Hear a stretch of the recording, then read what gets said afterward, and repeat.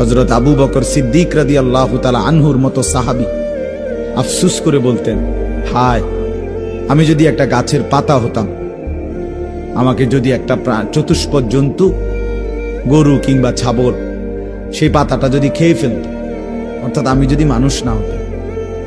অথচ কি পরিমাণ আমলের অধিকারী ছিল। হযরত ওমর রাদিয়াল্লাহু তাআলা আনহুর চেহারা কপালের দুই পাশ থেকে লম্বা অঝরে কান্নার কারণে দাগ পড়ে গেছিল। হযরত ওমর রাদিয়াল্লাহু তাআলা আনহুর ইন্তেকালের মুহূর্তে হযরত আব্দুল্লাহ ইবনে আব্বাস সাহাবী তিনি বলছিলেন, আপনাকে আল্লাহ তাআলা অনেক মর্যাদা দিয়েছেন, আপনি 10.5 বছর মুসলমানদের খলিফা ছিলেন, আপনার মাধ্যমে আল্লাহ তাআলা দিক দিগন্ত মুসলমানদের বিজয় দান করছেন। কত রাজ্য কত এলাকা আপনার এই 10 বছরে বিজয় হয়েছে। আপনার অনেক সম্মান, অনেক মর্যাদা, অনেক গুণ, অনেক বৈশিষ্ট্য। হযরত ওমর রাদিয়াল্লাহু তাআলা আনহু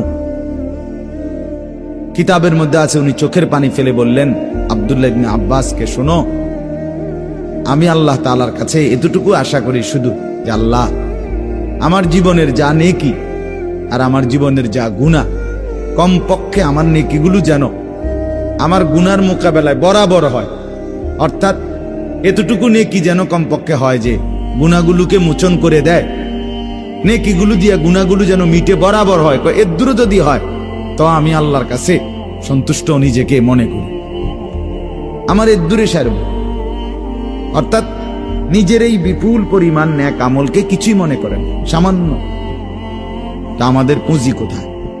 আমাদের এই শুক্রবারের শুধু সপ্তাহে একদিনের জুমার নামাজ, এটাই আমাদেরকে জান্নাত এনে দিবে, ঠিক না? হ্যাঁ, মাঝে মধ্যে গরিব দুঃখীকে 2 টাকা 5 টাকা দিলে এতে আমাদের বেহেশত চলে আসবে, ঠিক না? তো বলেন।